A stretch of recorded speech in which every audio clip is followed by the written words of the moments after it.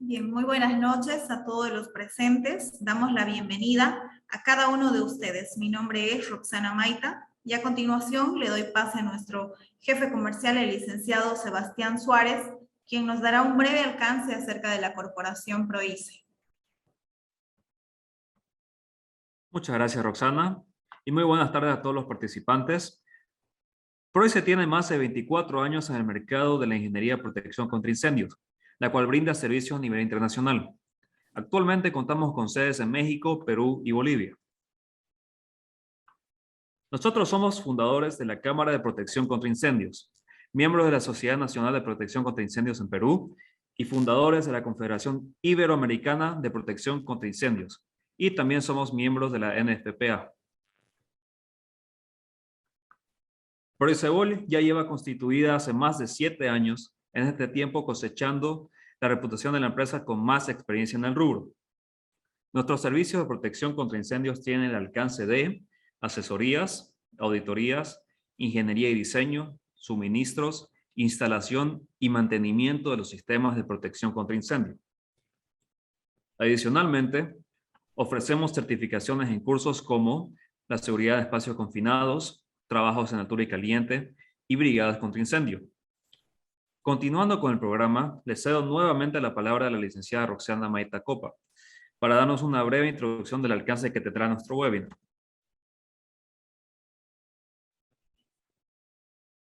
Muchas gracias, Sebastián. El tema a tratar en este segundo webinar se ha denominado Bases de la protección pasiva contra incendios. Será expuesto por el señor Roberto Ipince Hacker, arquitecto especializado en protección contra incendios, con énfasis en Life Safety, seguridad integral y dominio de interpretación de la normativa NFPA. Con 12 años de experiencia en el diseño de sistemas de protección a la vida y evacuación de personas en los sectores de retail, oficinas, vivienda, hotelería, salud, industria, transporte, entre otros.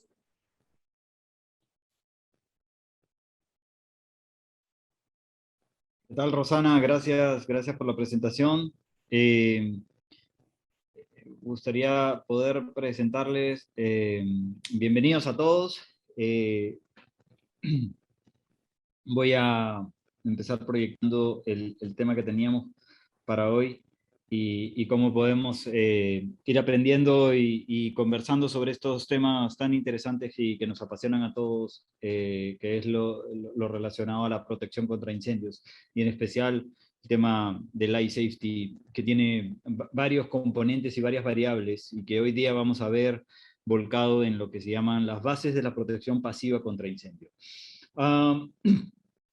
Es importante mencionar que, de hecho, en nuestra región hay muchos de los conceptos que vamos a conversar hoy día que no están muy definidos, muy claros, o que la mayoría de personas no conoce, porque básicamente a nivel de Sudamérica, la educación y la formación de estos temas en tanto la academia como las universidades o los institutos no está completo, ¿no? Las diferentes carreras no lo tocan, desde la arquitectura hasta la ingeniería, no se llegan a ver estos temas que son muy importantes a la hora de realizar los proyectos y hacer edificaciones cada vez más seguras.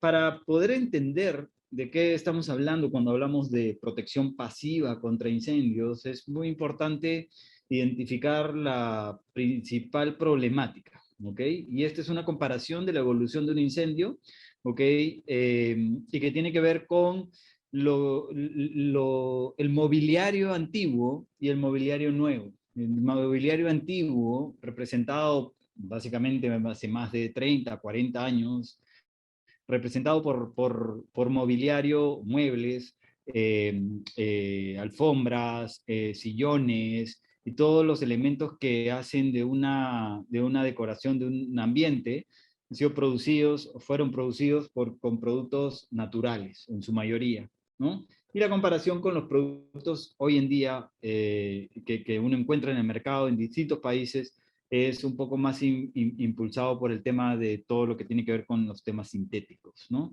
Con plásticos, con derivados de polímeros derivados del petróleo y componentes que son altamente tóxicos y altamente combustibles cuando entran en un proceso de combustión, como es el caso de un incendio. Les voy a mostrar este video, que lo que busca es explicarles brevemente cuál es la dinámica comparativa de la evolución de un incendio en este mock-up. Es una prueba que hace UL, uno de los principales laboratorios y centros de investigación del mundo, en donde han decorado, como ven, dos habitaciones, dos salas, prácticamente similares, ¿no? Iguales, tiene un sillón y en la parte lateral del sillón ha empezado un incendio. Como ven en la parte de todos los productos naturales, de la habitación natural, vean cómo crece el incendio, pero no genera humo. Y en la parte de los sintéticos, miren la cantidad de humo que se genera prácticamente con la misma llama, pero luego de unos 2 segundos empieza a crecer, 2 minutos empieza a crecer el incendio en dimensiones y en cantidad de humo de una manera vertiginosa. Si ustedes ven esta comparación, esto es lo que ocurre cuando existen incendios hoy en día en las habitaciones, en las viviendas sobre todo, y en las distintas edificaciones. Esto es lo que ocurre. Hoy en día los incendios son más violentos, más rápidos, básicamente por las cosas que se queman, por todo lo que está dentro de la habitación. Y ahí vean que al minuto casi 5 llegamos a flashover, al minuto 4,50. Flashover es una condición que se denomina condiciones insostenibles, es decir, que es poco probable que las personas puedan sobrevivir o que una persona pueda sobrevivir en condiciones de flashover y que los bomberos puedan extinguir o contener una etapa de evolución cuando ya se llegó a ese momento, ¿no? Y luego el incendio, como ven, sigue al lado natural, de una evolución cerca de los 30 minutos y en verdad no ha habido mucho consumo. Las cosas que se están quemando tienen otro ritmo de quemado y esa es la principal comparación, ¿no? En tiempos de los experimentos y básicamente contarles con esto la principal diferencia de la rapidez con la que hoy en día pueden crecer los incendios dentro de las habitaciones, ¿no? Hace 40 años tú podías disponer de 17 minutos para escapar de un incendio. Hoy en día dispones de 3 minutos para poder escapar de un incendio. 3 minutos siendo generosos. Entonces, estos conceptos son importantes tenerlos en cuenta porque la materialidad ha cambiado, la innovación en materiales ha cambiado y eso ha sido trasladado a la arquitectura, trasladado a las edificaciones.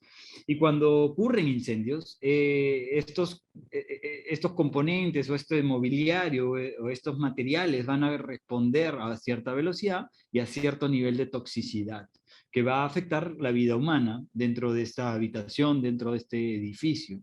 Y esto debe ser contrapuesto con determinadas decisiones estratégicas de filosofías de protección y de criterios claros de protección que vamos a ver hoy en día a lo largo de la presentación. Un poco de estadísticas de este crecimiento violento de un incendio, rápido de un incendio, es que en unas investigaciones que hizo la NFPA y distintas organizaciones en Estados Unidos, que es desde donde viene la mayor cantidad de estadísticas que uno puede conseguir de estos temas, se tiene que 3 de 4 muertes producidas en un incendio son a causa de la inhalación de humo.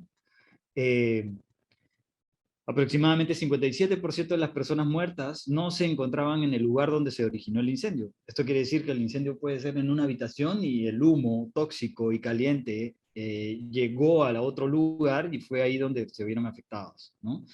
Visibilidad, el 47% de los sobrevivientes de un incendio no podían ver más allá de 4 metros, ¿no? Todos estos componentes, estas estadísticas en temas de incendios, sobre todo en distintos usos, hacen un marco de entendimiento de la situación compleja que pasan algunos materiales cuando se queman y sobre todo hoy en día con estas innovaciones y estos materiales cada vez más sintéticos. Para poder comprender hacia dónde va esta presentación y llegando un poco y aterrizando hacia el tema de pasivos, es importante entender el proceso de evacuación en una edificación.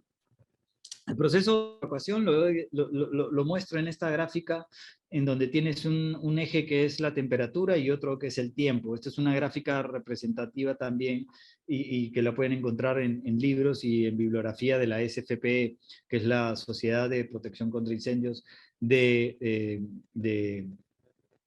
de ingenieros especializados en contraincendios y que ha desarrollado este proceso de una manera gráfica para que todos podamos entender, ¿no? Una vez que ocurre la ignición en un incendio, se da el inicio de este incendio y normalmente un incendio tiene una curva de crecimiento, llega a un punto máximo y de ahí llega a una fase final en donde decae, ¿no? Crece, evoluciona y decae en la parte final porque ya no hay nada que quemarse, ¿no? Llega un momento en este pico que se llama condiciones insostenibles. Y estas condiciones insostenibles es el flashover que vieron en la imagen anterior, que en una habitación pequeña con determinados productos se llegó a los 4 minutos con 50 aproximadamente. Esto va a depender, pueden ser 3 minutos, 3 minutos y medio, 4, 5, pero está entre 3 y 5 en condiciones normales de una habitación como la que han visto o en oficinas, por ejemplo, ¿no? Obviamente eso no es igual a un incendio industrial o no es igual a un incendio en un almacén, ¿no? De un storage tipo de logística. Todas esas variables juegan distinto, pero básicamente en una habitación normal de oficina o de vivienda, ese es el tiempo más o menos teórico al que se llega y que la mayoría de simulaciones también lo muestran y ejemplos como este también lo muestran. Luego se genera la detección del incendio a través de los detectores de humo, a través de los distintos sistemas de detección que pueda tener la edificación. Y esa detección genera una alarma, dependiendo del tiempo, el tiempo, la cantidad de humo y todo lo que se genere, generará la alarma que puede ser general o no. Y eso, esta alarma en toda la edificación genera una acción por las personas, ¿no? Las personas identifican esa alarma como una alarma de incendio y tienen que tomar una acción. La siguiente acción es evacuar. ¿Okay? Entonces, una vez que empiezan a desplazarse para evacuar, antes de seguir, todo este tiempo, desde la ignición hasta la toma de acción, hasta la toma de decisión de qué hacer, es decir, hasta decir, tenemos que salir del edificio, hay un tiempo en el cual el ser humano se demora. Es un tiempo de demora normal para empezar a evacuar. Es desde que se identifica el incendio hasta que yo me doy cuenta de que es un incendio y tengo que salir. Muchas veces, por falta de educación, las personas empiezan a preguntarse, ¿será verdad? ¿Es un incendio? ¿Qué suena? ¿Es una alarma? No, es falsa alarma. No, es que están haciendo mantenimiento. No, es que vi a alguien que estaba haciendo mantenimiento en una escalera. Entonces empiezan a dudar y esas dudas son las que generan este tiempo de demora. ¿Ok? Luego de que ese tiempo ha pasado y ya tomamos la decisión de desplazarnos, empezamos a movernos y llega un momento en el que toda esta evacuación, este movimiento de personas para salir del edificio llega a su fin. Este fin, una vez que se llega a este fin, tenemos conceptualmente que el tiempo desde que ocurrió la ignición hasta el momento en que yo he salido del edificio, todo ese tiempo se denomina el tiempo requerido para evacuar. ¿Ok? El RZ. Es el tiempo requerido para evacuar de una edificación. ¿Ok? Luego tenemos distintos elementos o llamémoslos factores de seguridad. Son elementos que el edificio propiamente nos da. Una edificación nos permite, nos da cierta resistencia estructural. Hay algunos que no, hay otros que sí, unos que más y otros que menos, pero esto va a depender de si se ha hecho algún criterio o si no se ha hecho ningún criterio, es la resistencia estructural propia del material que va a darnos un tiempo de resistencia al fuego. ¿Ok? Luego hay un nivel de temperatura que está en función a lo que se está quemando, la cantidad de ventilación que exista en el lugar donde se está quemando estos materiales.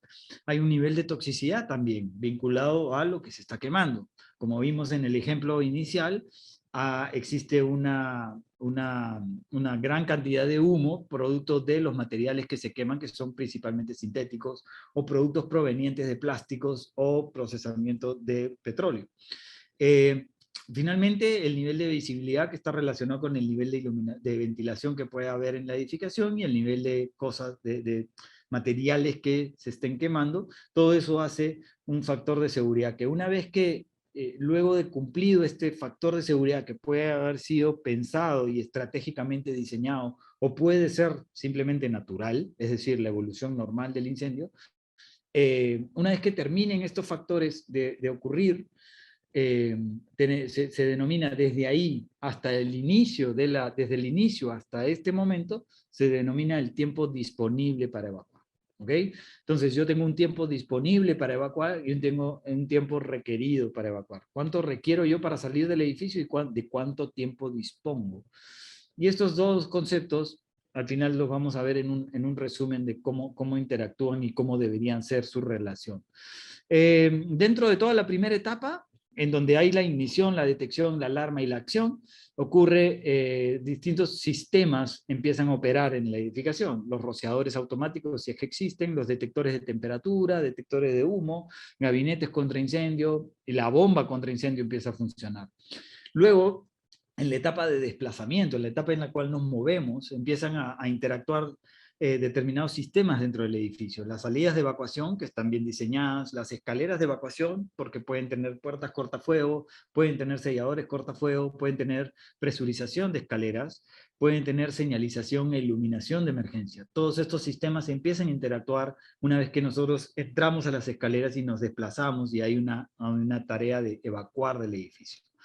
Luego, en la parte de esta etapa de factores de seguridad, empiezan a interactuar algunos sistemas que normalmente son diseñados para poder dar más tiempo a la edificación y resistir más, ¿no? Que es la administración de humos y la combustibilidad de materiales. Cuando estos dos criterios se usan en una edificación, generan y permiten una mayor duración de la edificación a un incendio, lo que genera que puedan extinguir el incendio los bomberos o el personal brigadista, y también que las personas, lo más importante, que las personas puedan salir del edificio, ¿ok? Esto prolonga la duración del incendio y hace que digamos, se tomen medidas correctivas en cuanto a la cantidad de humo que se está almacenando, acumulando dentro de la edificación, y esto permite que las personas puedan evacuar y que la temperatura también sea controlada por ahí.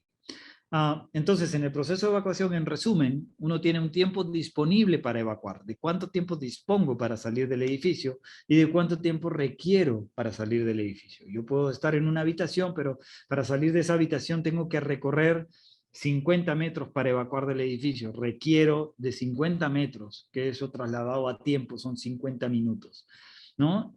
Pero yo dispongo de 10 minutos, porque si no salgo en 10 minutos, la edificación va a colapsar porque hay líquidos inflamables, porque hay una situación de techos que se van a ver comprometidos si se incendian, X razón. Entonces, hay un equilibrio entre el tiempo disponible y el tiempo requerido para evacuar. La fórmula es que el tiempo requerido para evacuar tiene que ser mayor, perdón, el tiempo disponible para evacuar tiene que ser mayor al tiempo requerido. Yo debo disponer de más tiempo del que requiero para evacuar. ¿Ok? Y esta fórmula se reduce también a este ejemplo gráfico. El humo se demora en bajar cierto tiempo y cierta cantidad de volumen, y una vez que llegue a más o menos 1,50 m, considerada una condición ya no tan segura para la vida humana, yo debería haber salido de la edificación antes de que ese momento llegue. ¿Ok? Entonces, una vez que tenemos entendido el proceso de evacuación, es muy importante que todos los sistemas que he comentado que participan en este proceso, los podamos entender y encasillar en dónde figuran dentro de la estrategia. Entonces, para esto existen tipos de protección contra incendios. Esta presentación va a hablar sobre los tipos de protección pasiva contra incendios, pero también hay protección activa. Y la protección activa la vamos a ver en esta gráfica, ¿no? ¿Qué tipo de protección existe? La protección contra incendio activa y la pasiva.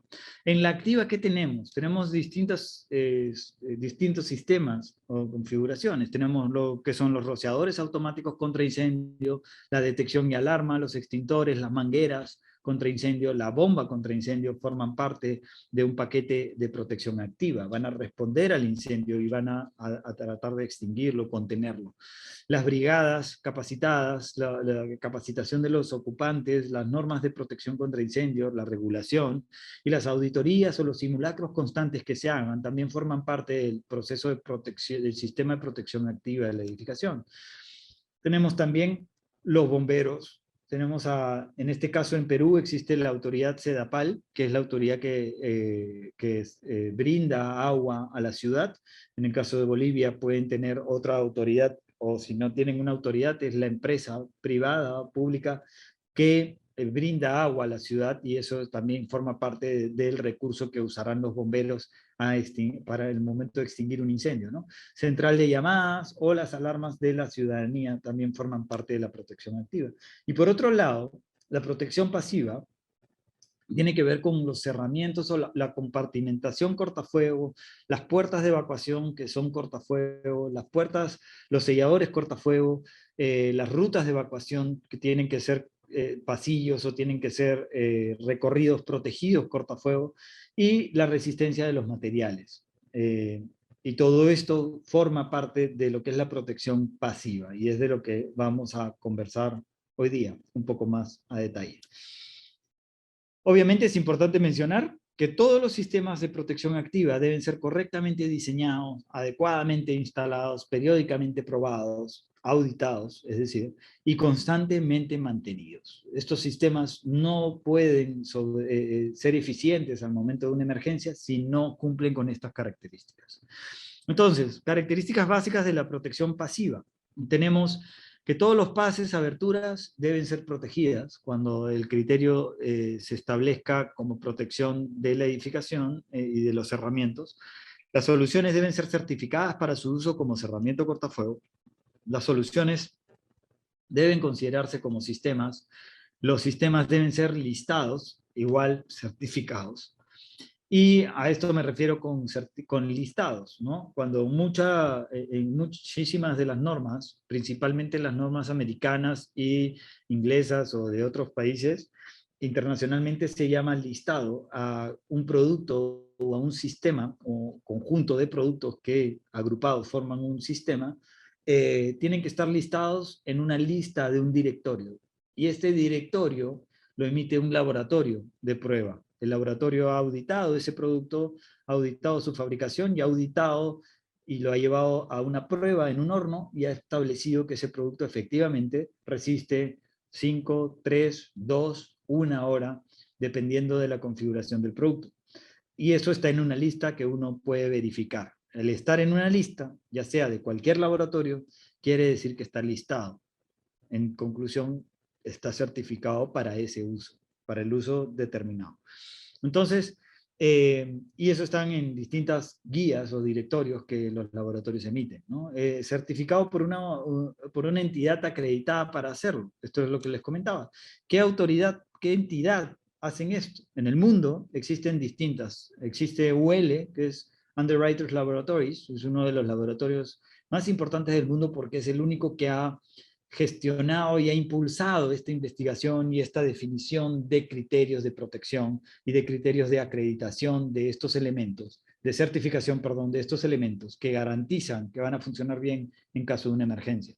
Factory Mutual también es un organismo, es una entidad, es un seguro y es un laboratorio que hace de evaluador de estas soluciones. Tenemos Southwest Research Institute, Omega Point Laboratories y Warner Hersey International, que es el WHI International, que principalmente también tiene muchísimo que ver con certificación de puertas cortafuego y con distintos elementos, ¿no? Entonces, cada uno de estos laboratorios tiene sus procesos de certificación y entre ellos están estos estándares internacionales que uno puede ir y ver dependiendo de la solución que esté buscando o planteando. Aquí es muy importante, antes de seguir, tener claro el esquema y la diferencia entre los modelos de certificación que existen en el mundo actualmente. Tanto en Perú como en Bolivia y en otros países de Latinoamérica va a ocurrir y ocurre, está ocurriendo en realidad, una diferencia de criterios entre lo que es la protección, lo que es la certificación de los elementos o los componentes que son resistentes al fuego. La Unión Europea y principalmente, y por otro lado lo que es Estados Unidos y Canadá y otros países que han adoptado normativa americana principalmente, tienen dos mundos y dos escenarios distintos. Se lo voy a resumir en este esquema que he preparado. En la Unión Europea, el modelo de certificación dice que un fabricante X de cualquier elemento, llamémosle puertas cortafuego o algún elemento resistente al fuego, desarrolla su producto, ¿no? Lo diseña, lo desarrolla y lo lleva a un laboratorio que lo acredite. A este laboratorio se le llama como third party o tercera parte, ¿no? Es un laboratorio ajeno a todo el proceso, es un laboratorio que cobra por eso, obviamente, pero que te da una certificación basada en estándares internacionales y a normativa internacional de certificación y están totalmente acreditados, ¿ok? Entonces, esto, para poder certificar un producto, tienen que llevarlo a un horno, tienen que hacerle una prueba, y ese horno sigue ciertos estándares, ¿no? Y el laboratorio certifica que la prueba y si es satisfactoria, y se acredita la fabricación de acuerdo a la muestra probada. Luego, el fabricante sigue el camino y tiene una auditoría permanente a la fabricación. Esta auditoría permanente, en el caso de toda la línea europea, de la industria europea, es opcional, ¿ok? Aquí tienes la certificación, por ejemplo, CE, ¿no? De la Comunidad Europea, o tienes las certificaciones que son autodeclaratorias, es decir, que ellos mismos, una vez que instalan, certifican que el sistema está instalado de acuerdo a como dice el fabricante, y listo. ¿Ok? Entonces aquí hay una etapa en donde el fabricante le pasa este producto al distribuidor y a los instaladores, y eso sale al mercado, y ellos van al mercado e instalan. El hecho aquí importante y está resaltado es que la auditoría permanente a la fabricación es opcional. Si el fabricante cambió el producto en el camino pero no le avisó al laboratorio, sigue teniendo la certificación que le han dado, pero el producto ha cambiado. Y así puede ocurrir en distintos momentos, ¿no? A diferencia de Estados Unidos y Canadá, se desarrolla el mismo proceso hasta la etapa en donde llegas a la auditoría permanente. Y aquí, en el modelo europeo, en el modelo americano, esta auditoría permanente es obligatoria. Se llama el follow-up. Y es ahí donde radica la diferencia. Estos laboratorios que se basan en la normativa de certificación americana pueden llegar al laboratorio y decirle, entrar o sea, tocan la puerta y entran a la fábrica, pero no te puedes negar a recibirlos, y una vez que entran pueden llevarse el producto que estés fabricando para hacerle una prueba. Ellos, arbitrariamente, 1, 2, 3, los productos que ellos quieran. Y con esta auditoría se garantiza que el fabricante sigue fabricando lo que dijo que iba a fabricar y bajo las condiciones que el producto pasó dentro de las pruebas del horno y pruebas de rendimiento que se hizo, ¿no? Y bueno, esto pasa a los distribuidores e instaladores y se va al mercado. El fabricante aquí recibe unos sellos y el laboratorio emite unos sellos específicos que van en el producto, ¿ok? Y si no están en el producto, va la etiqueta del laboratorio, dependiendo del tipo de producto. En puertas cortafuego hay una etiqueta que detalla un montón de condiciones del producto, como resistencia o alguna condición de la manija, etc. Y en los otros elementos contra incendio está solo el sello del laboratorio, que quiere decir que está certificado. Uno puede ver la marca y el modelo de ese equipo y lo va a encontrar en una lista, y esta lista dice si está certificado o no y desde cuándo. Cosa que no ocurre en el otro campo, que es todo lo europeo.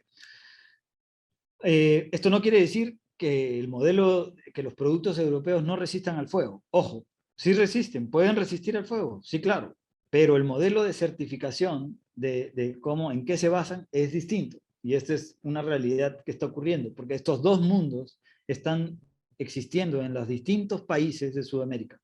Y estos dos modelos se están dando al mismo tiempo. Entonces, es muy importante que las autoridades y los distintos diseñadores y proyectistas y constructores sepan de esto, porque pueden estar incluso combinando en una misma edificación productos o soluciones que tienen los dos modelos. Y eso es lo más caótico que puede existir y lo más complejo en caso ocurra una emergencia, ¿no?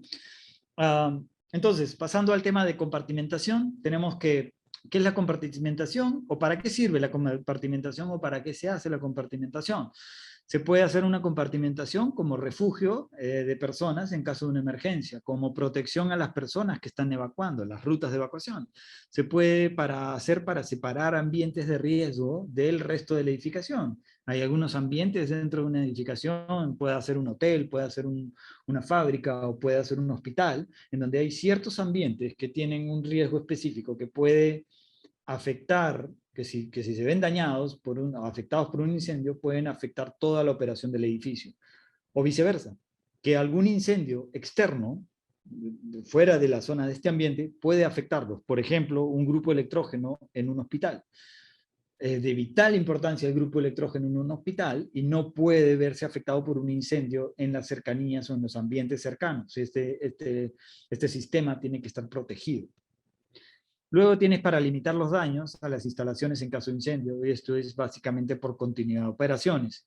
Y finalmente para contener el crecimiento de un incendio y participar de la estrategia del sistema de extinción. Los sistemas de extinción normalmente se diseñan, llámese rociadores, bomba contra incendio, gabinetes, para atender cierta dimensión de incendio, cierto tamaño de incendio. Si el incendio se sale de proporciones rápidamente y avanza muy rápido dentro de una edificación, va a ser mucho más complicado contenerlo y sobrehumano extinguirlo. Entonces existen aquí dos tipos de compartimentación. La compartimentación horizontal, que es para muros de pasadizos y áreas de refugio, y la compartimentación vertical, que puede ser pisos, escaleras de evacuación, ductos y montantes de cables. Existen dos tipos de compartimentación en general también, que es dependiendo para qué sean, ¿no? Tanto horizontal como vertical, pero puede existir la barrera cortafuego y la barrera contra humo. Hay casos, pueden ser una de estas dos o inclusive las dos, ¿no? Va a depender mucho de la estrategia de protección que se use y la estrategia de evacuación. Entonces, en el tema de horizontalidad tenemos las paredes cortafuego, en donde distintos ambientes son protegidos cortafuego, y en el caso del vertical tenemos los pisos incluso, que también son parte de una estrategia de protección. Cuando se tiene la compartimentación, es muy importante tener en cuenta la continuidad de esta compartimentación. Muchas veces se tiene soluciones como la que se muestra en la imagen, que efectivamente tienes el piso protegido, un muro protegido y una losa o un techo protegido. Y tienes un falso techo debajo de ese techo final. Y el muro cortafuego, en caso tenga que existir ahí, debe subir hasta el encuentro con la losa. A veces ocurre esto. Y esto no debería darse, ¿no? Se ha perdido la continuidad. Estas soluciones se encuentran mucho cuando el falso techo es un proyecto que llega posteriormente o llega no definido, no cruzado con la información de los muros cortafuego que deben estar protegidos en la parte del piso, ¿no? Importante mencionar la protección contra incendios en la compartimentación de muros cortina, fachadas con muros cortina. En distintos países de Sudamérica se desarrollan distintos edificios con esta manera de hacer fachadas. Es una tecnología moderna de hacer fachadas de edificios de oficinas o de edificios de hospedaje, hoteles y clínicas, ¿no? y hospitales que tienen esta solución de fachadas vidriadas tipo muro cortina, ¿no? El muro cortina es una solución, es un sistema que está certificado para resistir distintas condiciones, ¿no? como el clima, la humedad, la lluvia, el viento y el tema sísmico sobre todo. Pero muchas veces en los distintos proyectos se olvida el tema de la protección entre pisos. Y cuando se diseñan estos sistemas, ocurre una problemática en cómo sellar en el encuentro entre el piso y el techo, el piso, perdón, y la estructura del muro cortina. Y es por ahí donde el incendio, en caso de ocurrir en un piso, sube al piso superior y así va escalando de niveles y se vuelve y se compromete toda la edificación en general, ¿no? Soluciones como estas deben llevarse a cabo en los proyectos para poder proteger el movimiento del incendio de manera vertical hacia arriba, ¿no? Estas soluciones muchas veces llegan tarde, en la mayoría de proyectos en Sudamérica llegan tarde, en otros momentos se plantea desde un inicio y obviamente impacta en el precio del muro cortina, pero en no hacerlo impacta en la seguridad general del edificio.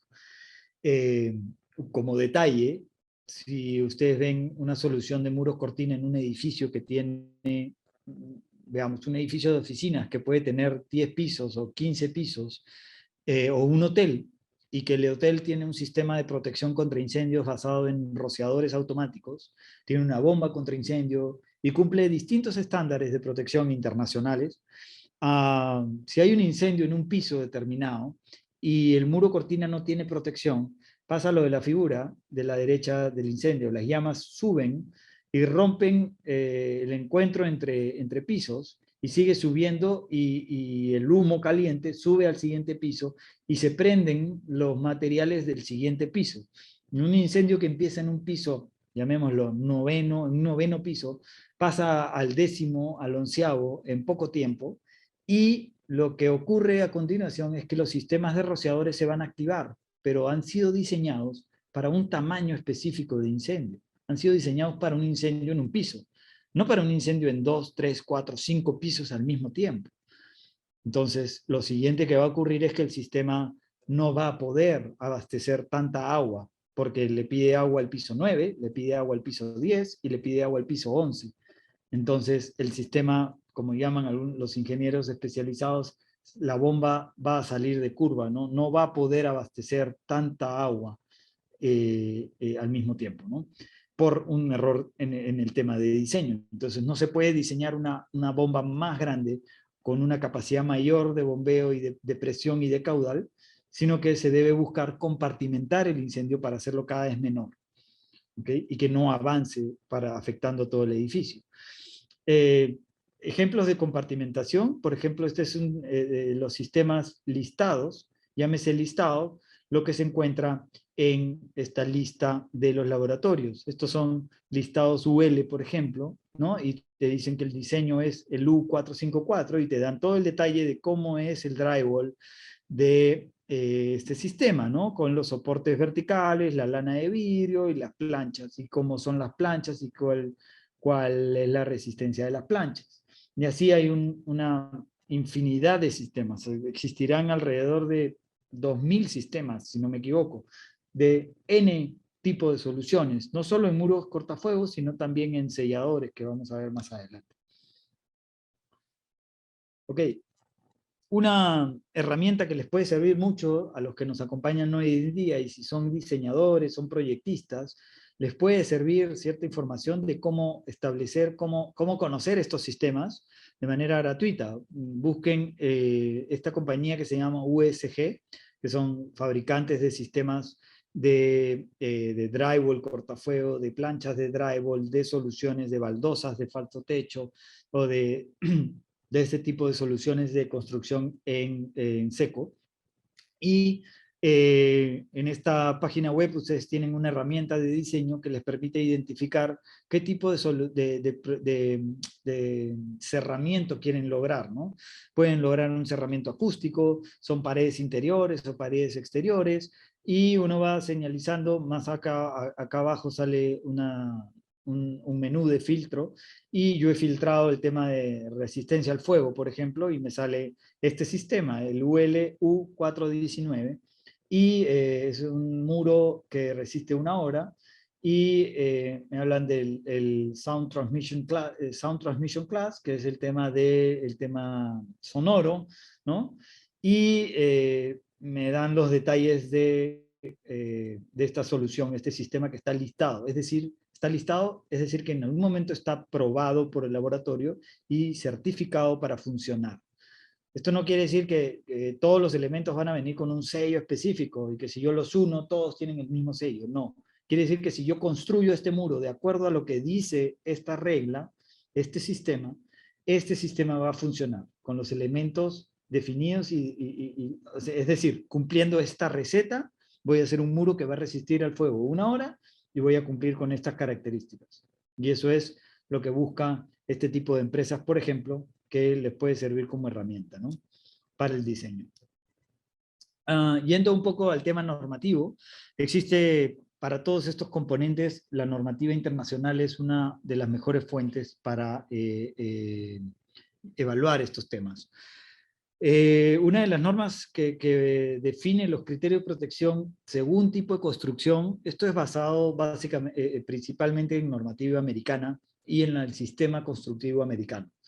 pero es un modelo que puede ayudar mucho a entender cómo funcionan las normas americanas, pero que se pueden aplicar en cada uno de los países de Latinoamérica, dependiendo de cómo se entienda y cómo se definan estos criterios, ¿no? La NFPA 220, por ejemplo, te habla de cómo el tiempo de resistencia de los elementos según su tipo de construcción. Y otra normativa es la NFPA 101, que te dice cuántas horas debe resistir el muro, la separación entre usos, por ejemplo. Entonces tú tienes un cuadro de doble entrada en donde tienes la ocupación por aquí abajo de distintos tipos de ocupación, por ejemplo, educación, por ejemplo, centros de reunión de más de 1000 personas, o hoteles, o oficinas, o healthcare es todo lo que es salud, ¿no? Y cuando tú cruzas, por ejemplo, vayamos a uno, ¿no? Tienes hoteles, dormitorios con comercio, ¿no? Con mercantil. Entonces tienes que, entre esa separación tiene que haber 2 horas, ¿no? Y así cada definición de esto se permite tener un criterio de protección, una filosofía de protección, una estrategia de cómo vas compartimentando, ¿no? Este es un buen inicio para alguien que busca desarrollar un proyecto que tenga estas características para poder reducir el incendio en envergadura.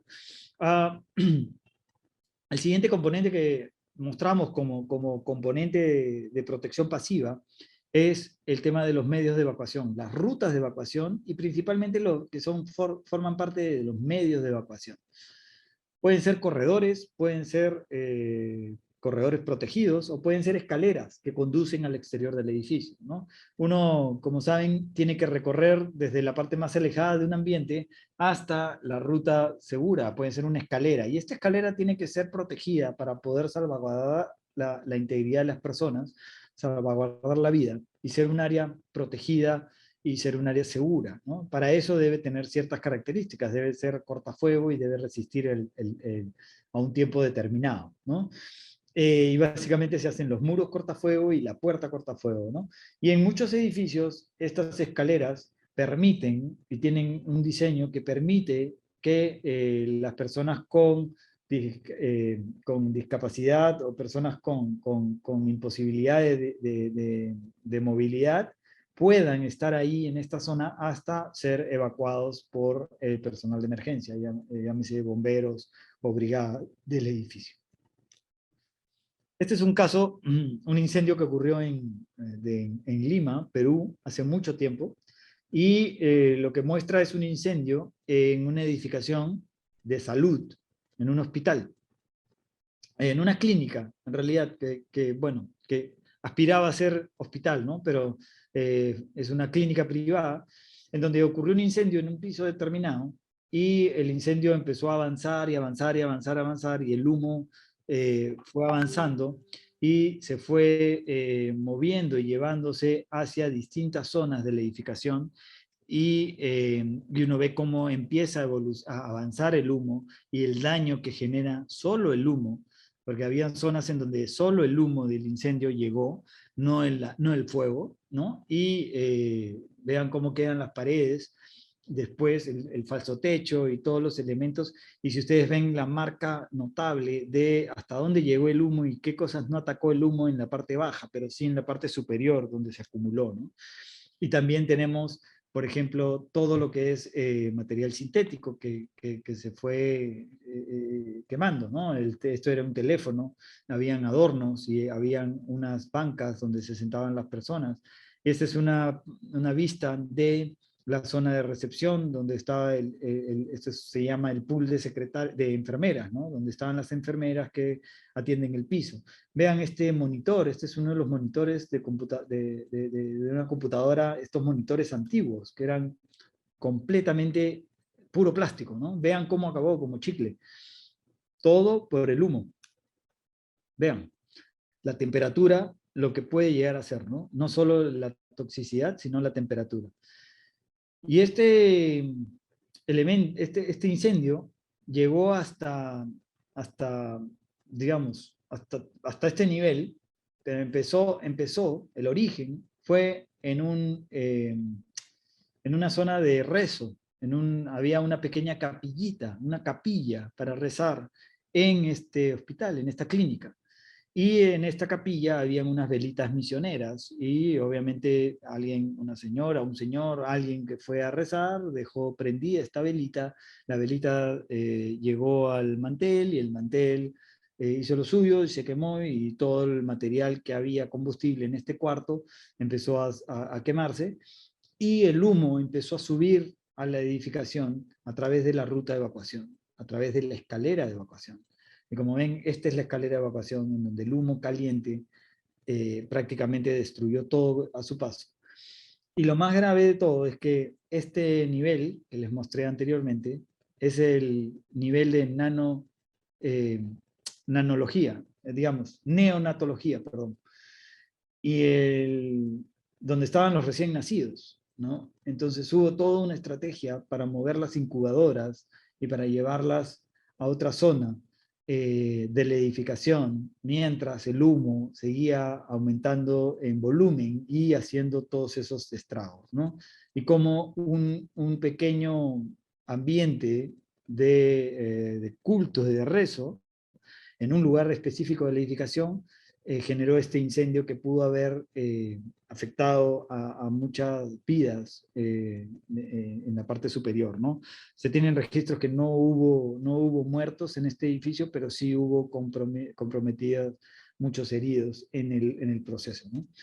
Pero esto es un ejemplo de cómo la protección pasiva hubiese solucionado este tema haciendo una compartimentación efectiva en el nivel del incendio y no haciendo que siga creciendo, no haciendo que no permitiendo entrar a la escalera y ser la escalera la chimenea que lleva esto a niveles superiores, ¿no? Entonces, otro componente de la protección pasiva son las puertas cortafuego. Y las puertas cortafuego tienen ciertas características, ¿no? Las puertas cortafuego deben comportarse como puertas cortafuego en todo momento, deben permitir la salida de los evacuantes, debe evitar la propagación del fuego y el humo, deben proteger la vida y la propiedad, deben estar acreditadas para su uso como barrera cortafuego y o cortahumo, ¿no? Y básicamente tienen que poder cerrarse solas, asegurarse y mantenerse aseguradas. ¿En qué consiste la certificación de la puerta? Consiste básicamente en que, igual que el método anterior, ¿no? El método constructivo, el fabricante hace una puerta, se lleva a un laboratorio, se certifica, se cumple con la prueba, digamos, si pasa el horno y se cumple con la prueba, se certifica, y este seguimiento constante se llama, al modelo constructivo se llama el follow-up. Finalmente se da un certificado que está en un listado y la autoridad competente hace una inspección de detalle para ver si el certificado es correcto o no, si las puertas tienen la etiqueta que deben tener, ¿no? Estos son los tipos de etiqueta que existen en las puertas. Los componentes de las puertas cortafuego son bisagras, principalmente tienen que no tienen que estar listadas necesariamente, solo si participan como mecanismo de cierre, pero si no, tienen que estar avaladas para su uso en puertas cortafuego. Los mecanismos de cierre de la puerta cortafuego pueden ser distintos. Este es el más común, que es el brazo hidráulico cierra puertas, o también se puede cerrar por medio de bisagras que tienen un resorte, ¿no? Distintos componentes en la puerta de cortafuego en el tema de manijas. Las manijas deben ser no como una perilla, tienen que ser como una manija como la que ven en la imagen, una manija en donde las personas pueden agarrarlo. Hay elementos de security que pueden participar en el proceso, elementos de control de accesos que deben ser liberados en caso haya una evacuación necesaria del edificio. Otro componente son las barras antipánico, y aquí una gran diferencia. Existen dos tipos de modelo que es muy importante que ustedes conozcan, si es que tienen en algún proyecto esta configuración. Existen las barras antipánico que son de pánico nomás, y que están certificadas para pánico, y las barras antipánico resistentes al fuego, que son para usarse en puertas cortafuego. La diferencia es que debe decir panic hardware o debe decir fire exit hardware. Y esta gran diferencia hace también que las puertas tengan este elemento acá, este huequito donde uno mete esta llave Allen para retraer el pestillo. Eso se le llama dogging. En las puertas de pánico se puede hacer el dogging manual metiendo una llave aquí y se va retrayendo el pestillo. Y se deja abierto para que haya fluidez en la circulación. Pero en el caso de las puertas cortafuego eso está prohibido porque no debes tener un elemento que libera la puerta y que deja que la puerta sea libre, ¿no? Que pueda abrirse y cerrarse. La puerta tiene que tener un pestillo para poder cumplir con las condiciones anteriores. Finalmente, otro componente importante de las puertas cortafuego cuando hay dos hojas es que las dos hojas tienen que poder cerrarse y asegurarse. Y para que eso ocurra, tiene que haber una coordinación entre la puerta que tiene un pestillo y la puerta que no tiene pestillo, la puerta que tiene el recibidor.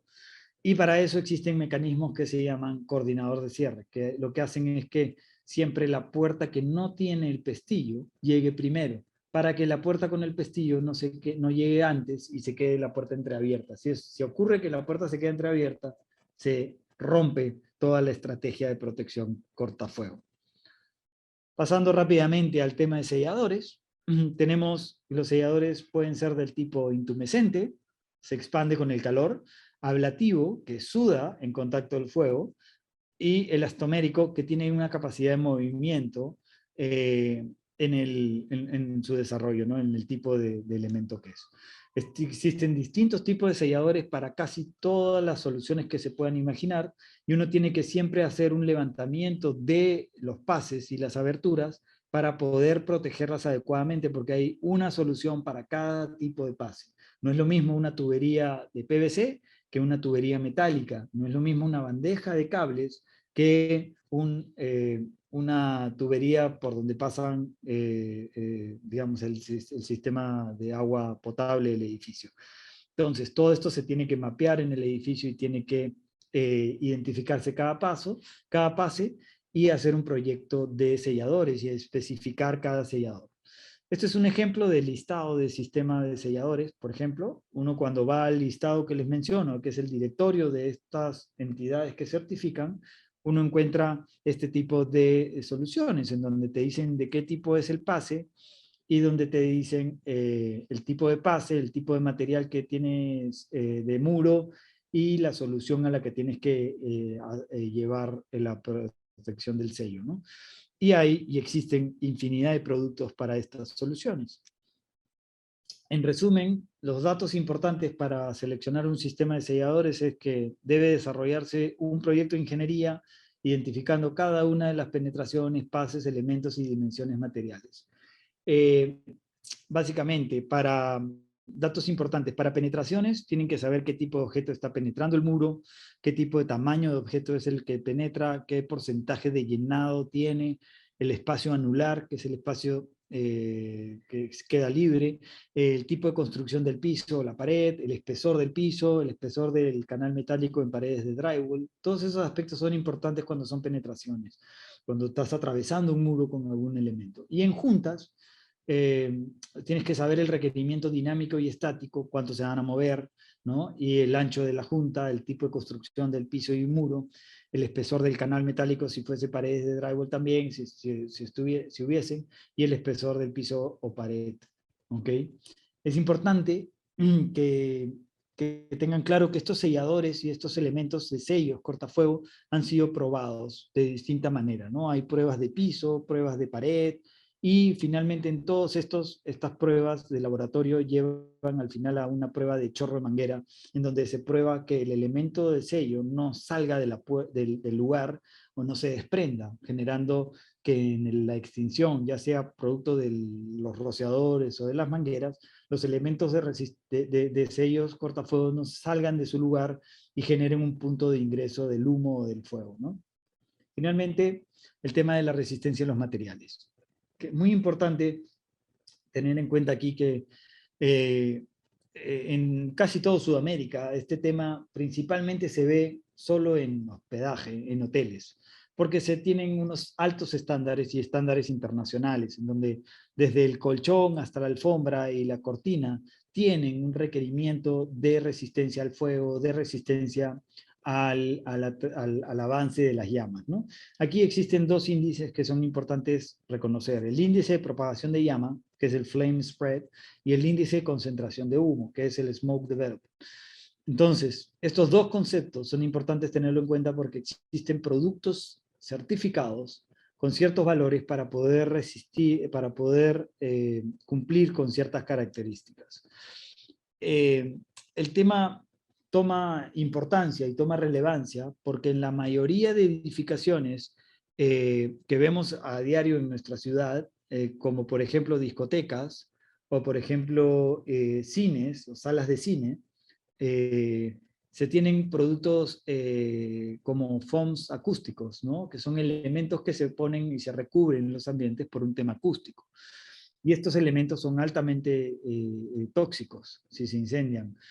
Son combustibles y generan una alta cantidad de humo, un volumen impresionante de humo. No solo el volumen es el que hace daño, sino que es altamente tóxico.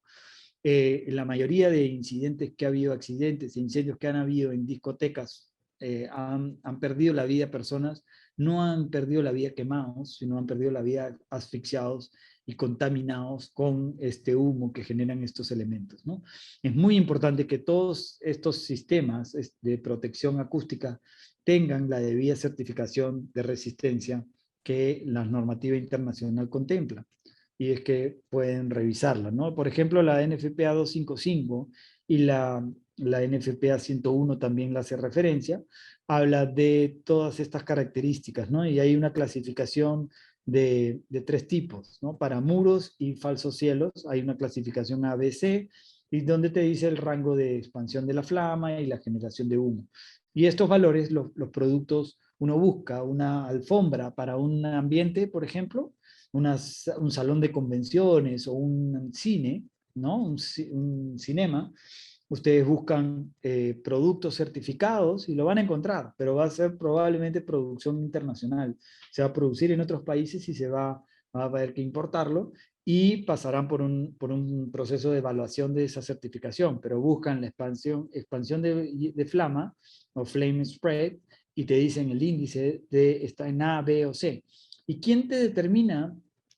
Perdón, y luego tenemos también el tema de los acabados en pisos, ¿no? En donde hay otro tipo de variable que es el flujo radiante, que es este índice que se clasifica en 2, el 1 o el 2, que es la cantidad de watts por centímetro cuadrado en el avance del incendio, en el avance eh, de la radiación a través del piso, ¿no? La cantidad de calor que genera. Y luego tenemos la NFPA 101 que determina, por ejemplo, que es una normativa totalmente aplicable, que determina el tema del acabado interior, qué tipo de acabado debe de ser, ¿no? El AB o el 1-2, dependiendo del uso que uno tenga. Esto es hablando del interior, pero ha habido una serie de eventos en el exterior. Ha habido una serie de incendios interesantes a nivel técnico y de problemática de país. Penosos, son lamentables estos incendios, pero uno de los más relevantes y que ha revolucionado muchísima de la normativa en el Reino Unido es el incendio de la Torre Grenfell. No sé si recuerdan. Y hace poco hubo dos incendios, uno en una torre en Milán y otro en Shanghái, en donde la fachada del edificio es una fachada trabajada con unos revestimientos térmicos que no cumplen ciertas propiedades de resistencia al fuego, y estos elementos han sido el método a través del cual el fuego ha crecido rápidamente. Y de un incendio en un nivel se ha pasado a tener 5, 6, 7, 8 niveles o todo el edificio comprometido porque de manera vertical el incendio crece mucho más rápido y va hacia un tema de tratamiento de materiales, ¿no? Y esto ha generado toda una revolución en países donde estos aspectos no se están normando y generan este problema, ¿no? Este edificio estaba recubierto con material térmico por un tema de la protección térmica del edificio, y esta reconstrucción de fachada generó una vista muy bonita del edificio, pero tenían este componente que ocurrió un incendio en un edificio y en un departamento, el 16, y este incendio fue creciendo y creciendo y creciendo y tomó relevancia cuando salió de la fachada y empezó a escalar por la fachada misma. Además de esta problemática, existía una serie de problemáticas adicionales que tenían que ver, por ejemplo, con puertas cortafuego certificadas bajo el modelo europeo, en donde el fabricante juró y rejuró que su puerta cumplía con 30 minutos de resistencia al fuego, y eso fue lo que se instaló. Finalmente las auditorías rescataron algunas puertas del edificio que no se vieron afectadas, las llevaron al laboratorio y resulta que solo resistían 15 minutos.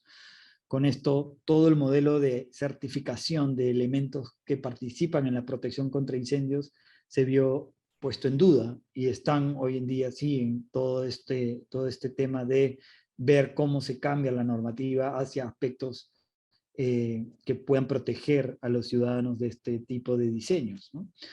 Y así va evolucionando el incendio a lo largo de los minutos y de las horas, y fue un consumo total del edificio. El costo del error, normalmente esta lámina la muestro para poder concientizar qué significa cometer un error en un diseño o cometer una omisión en un diseño, más allá de lo que diga la normativa, ¿no? Muchas veces lo que nosotros tratamos de hacer desde ESAC a nuestros distintos clientes es en nuestras consultorías, es decir, que hagan ciertas acciones de protegerse o ciertas acciones de proteger el edificio, no solo por obligación, sino también por convicción. Y aquí va el tema de si uno pasa a evaluar en una curva de tiempo de costo simbólico y tiempo, el concepto y diseño arquitectónico podría costar simbólicamente, llamémosle $1, si quieren. Luego se pasa, después de tener el concepto y diseño arquitectónico, se pasa a la fase de ingenierías, en donde uno tiene que el costo puede significar $2. El error cometido en ese momento puede ser $2, ¿ok? Tengo que parar el diseño, tengo que rehacer un diseño. Luego, una vez que se pasa a la fase de construcción, el error puede ser ilimitado, puede costar ilimitadamente. Puede ser que el error o la omisión no sea vista, depende en qué momento es identificado. Aquí habrá lucros cesantes y al constructor le tenemos que decir que pare porque la escalera está mal diseñada, o que pare porque falta un muro que tiene que ser resistente al fuego, o cualquier elemento de protección. Los costos son ilimitados. Pero si se llega a entregar el edificio y en ninguna de estas fases se identificó este tema, el costo puede ser la vida humana. ¿Cuántas personas estamos dispuestos a que mueran en un edificio por una omisión o por un error de diseño? 0. Debería ser 0, ¿no?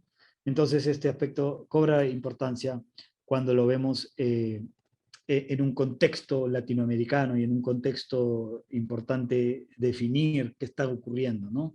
En una curva de avance y desarrollo y tiempo, normalmente la innovación y el avance constructivo va mucho más rápido y va a un ritmo acelerado, porque en los distintos países el sector inmobiliario busca hacer más viviendas, hacerlas más rápido y hacerlas más baratas, obviamente, para que todos puedan acceder a ellas.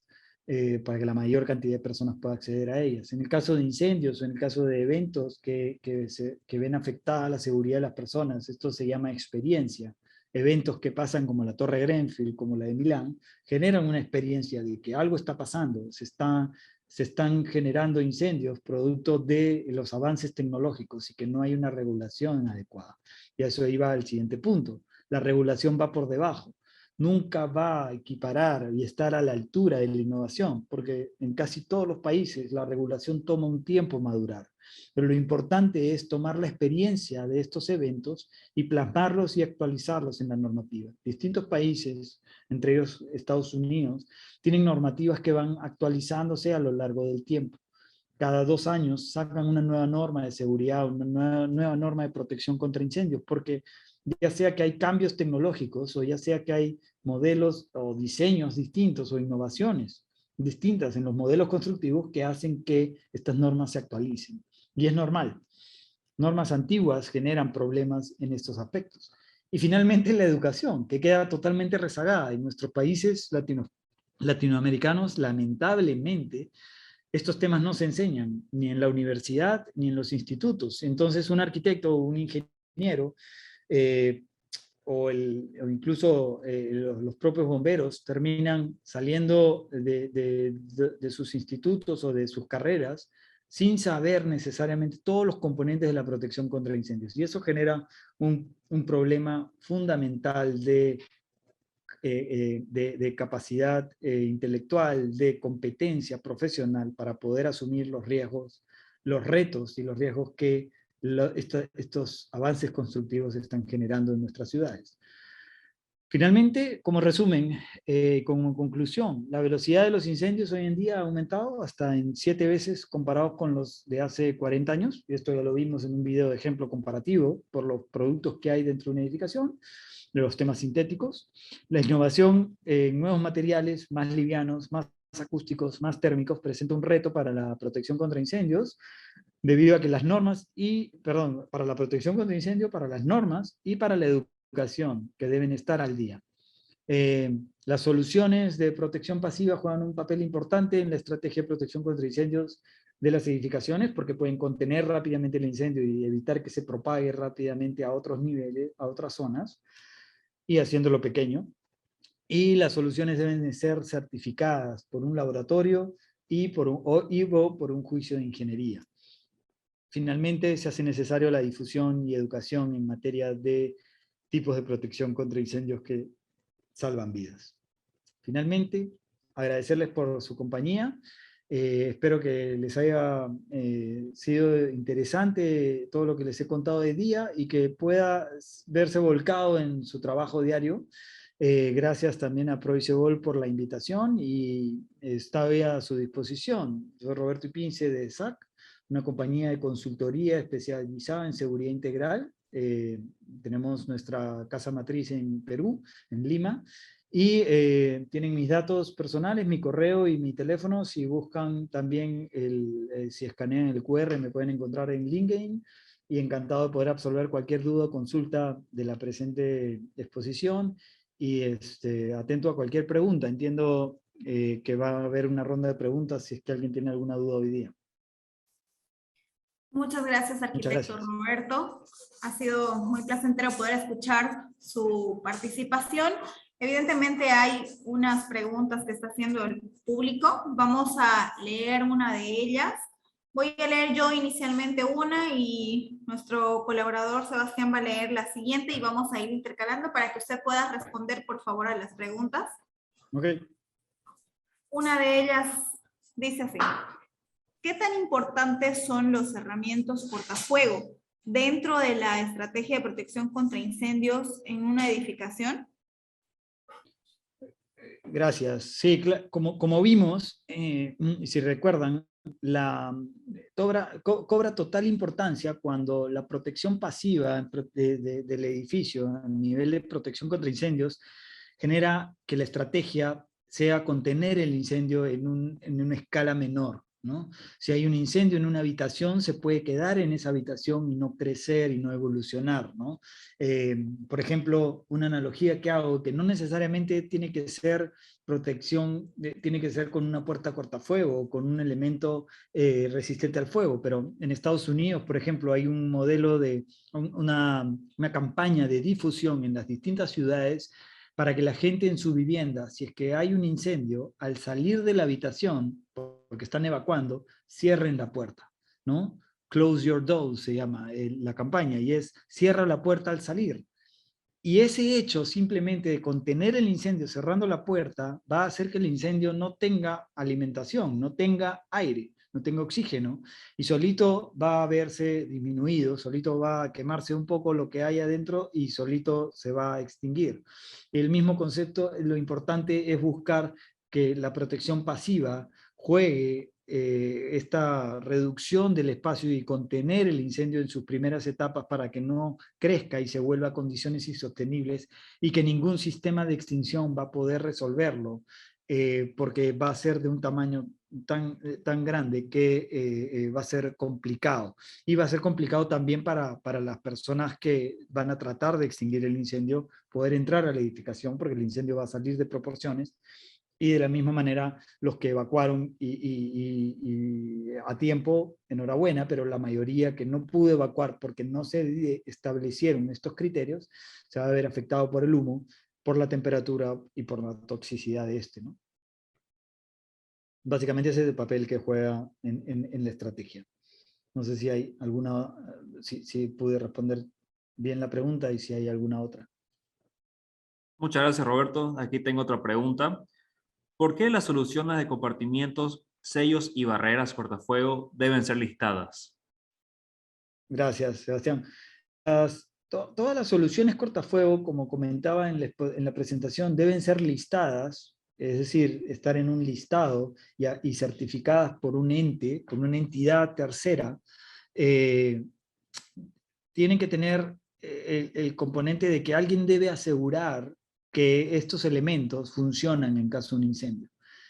Y no vas a probar cada elemento que tú instalas. Tú instalas un elemento que ha sido certificado y para eso ese certificado está en una lista que te da la garantía de que una entidad te está diciendo que ese elemento ha sido probado de determinada forma, bajo determinada temperatura y ha resistido al tiempo específico, ¿no?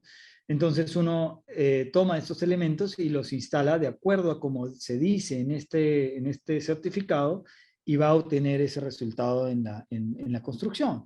Lo mismo pasa con las puertas cortafuego. Poner puertas cortafuego en una edificación y poner puertas que no están certificadas o puertas de fabricación nacional, pasa mucho aquí en Perú, que la mayoría piensa que va a poder encontrar puertas de producción nacional. Y efectivamente hay, pero esas puertas no son certificadas. Y al no ser certificadas, o si tienen alguna certificación, es una certificación hecha sin haber pasado por un laboratorio.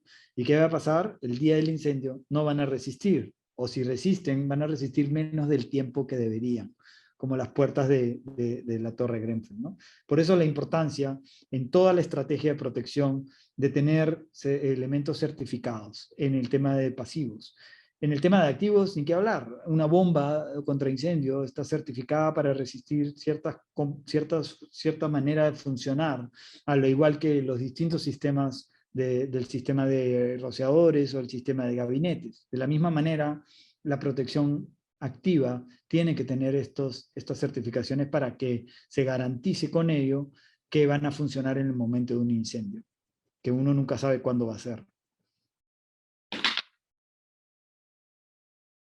Muchas gracias, arquitecto. Tengo una preguntita más que hacen llegar los participantes. Preguntan, ¿cuántas puertas debe tener una propiedad? ¿Es según su aforo? Sí, ok. A ver, la pregunta es amplia. Sí, correcto. Las puertas cortafuego va a depender no solamente del aforo, sino del diseño y de la estrategia que se busque, ¿no? Uno cuando los arquitectos diseñan un proyecto, diseñan distintos ambientes y de estos ambientes uno tiene que establecer la estrategia de evacuación, es decir, el plan de evacuación, cómo va a salir la gente del edificio. Y existen distintas normativas, principalmente me voy a basar en la americana y en la peruana que también replica el tema americano. Y entiendo que en Bolivia va a haber una normativa que replique estos temas de normativa internacional, debido a que en nuestros países existe, digamos, una ausencia de normas nacionales y que es bien complicado que se puedan hacer normas nacionales al ritmo de que avanza la construcción y al ritmo de que avanzan nuestros países. Por eso es más fácil y más seguro replicar o obtener normativa internacional y aplicarla en cada uno de los países. Entonces uno diseña el proyecto y las personas tienen que poder salir de la edificación. Y si no lo logran hacer en determinado tiempo, el tiempo se traduce en distancia, debido a que una persona camina, normalmente una persona sana, camina 1 metro por segundo, ¿no? Esa es la teoría. Y en función a eso, la teoría lleva a hacer los cálculos de distancias de recorrido. Y estas distancias de recorrido están en función al diseño arquitectónico que se haga. Entonces, si las personas tienen que recorrer mucha distancia para salir del edificio, más de lo que la norma te permite, por ejemplo, aquí estamos hablando de 60 metros de recorrido, por ejemplo, para salir desde el último ambiente del edificio hasta llegar al exterior o hasta llegar a una zona segura. Entonces, ¿qué tengo que hacer? Tengo que hacer zonas seguras dentro del edificio. ¿Qué significa esto? Escaleras. O en el primer piso hacer corredores. Y estos corredores tendrán que ser cortafuego. Al yo hacer corredores cortafuego, con puertas cortafuego, lo que hago es proteger a las personas que entren a este espacio del incendio que pueda desarrollarse en el piso. Entonces, va a depender muchísimo de cada proyecto y de la solución que se busque. No hay una cantidad que uno podría decir mínimo tanto, máximo tanto. Va a depender de cada caso y de cada ubicación de estas puertas y de estos pasillos. La definición de los pasillos y las puertas depende de la distancia recorrido y de la cantidad de personas. Ok, muchísimas gracias, arquitecto Roberto. Realmente la información entendemos que es muy importante. Estamos agradecidos por su participación. También agradecemos a todos los que están presentes, a los que se han conectado para poder participar de este webinar, y queremos hacerles llegar también la invitación para el tercer webinar que vamos a realizar en el mes de mayo, el jueves 19. Nuestro expositor en esta oportunidad para el tema Bases de Protección Activa contra Incendios es el ingeniero Nicolás Pozzi Silenzi. Es director corporativo de la empresa FitFlow en Perú. Él es de Argentina y nos estará dando también una información, considero, muy importante. Muchísimas gracias, arquitecto Roberto, nuevamente, y muchas gracias a todos los presentes. Gracias a todos. Gracias, Andrea. Un gusto. Chao, chao.